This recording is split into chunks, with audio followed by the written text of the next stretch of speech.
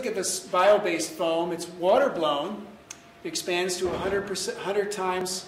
It acts as a vapor barrier, so that saves you a little money. Now, it doesn't cost that much to apply a vapor barrier to a house. My home, it was $300 for a vapor barrier installation. That was 12 years ago. But you don't have any air movement around any plug boxes. Yeah, exactly. And it's much more effective than a vapor barrier, than a traditional polyethylene vapor barrier. It completely fills the wall cavities, reduces infiltration and exfiltration, and it does not support mold growth, too, according to the manufacturer at least. I don't have any experience with it, so I'm going by what the manufacturer says. Is there's nothing for mold to eat, they say. Yes? When you do something like this, or the SIPs, what do you do when you're remodeling? I mean, let's say, I go in and I'm going to redo somebody's kitchen, and they didn't have enough outlets in there, for instance, and I need to add way more outlets or something like that. Is it an issue to cut through? Or? Chances are, if this product is in there, there'll be enough outlets because it was recently remodeled and let's say they reconfigure the space.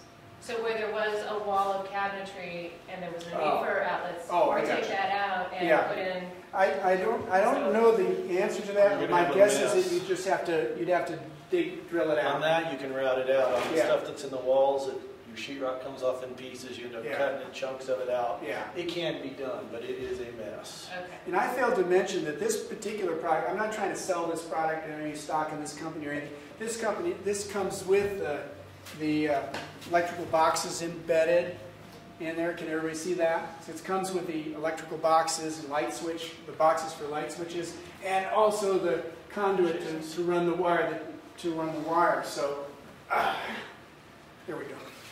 Okay, so did I finish that last slide? I guess I did. And it's resistant to pests as well. One an honorable mention.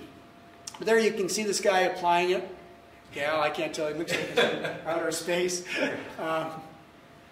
Here's blue wood. Here's a picture of it.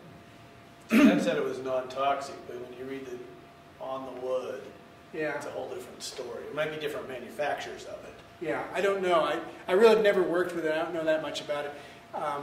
I would be more inclined to use it in wet, humid, southeastern United States than in Colorado, frankly, because we are such a dry climate. I think it's probably, my personal guess is it's overkill here in this dry climate.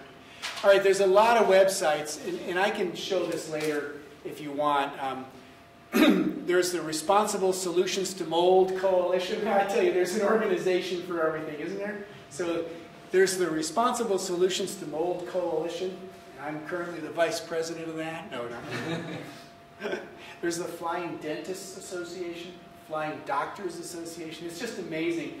The book, I went to the library once, and the book of associations is about that thick. And there's an association for everything you could ever imagine, like Responsible Solutions to Mold. The National Association of Home Builders has a good website called moldtips.com. I'd go there first. American Lung Association has a website called healthhouse.org. Okay.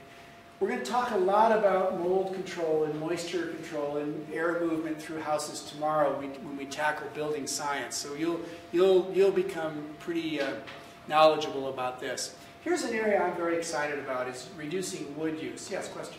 According to this, in climates like Denver, What, say again? in Denver, Boulder, Evergreen, Yeah. for the healthy house, is there concern in using humidifiers to make the individuals more comfortable? Yeah, there's always a concern with humidifiers, but my understanding is the major concern, there are two things that I know.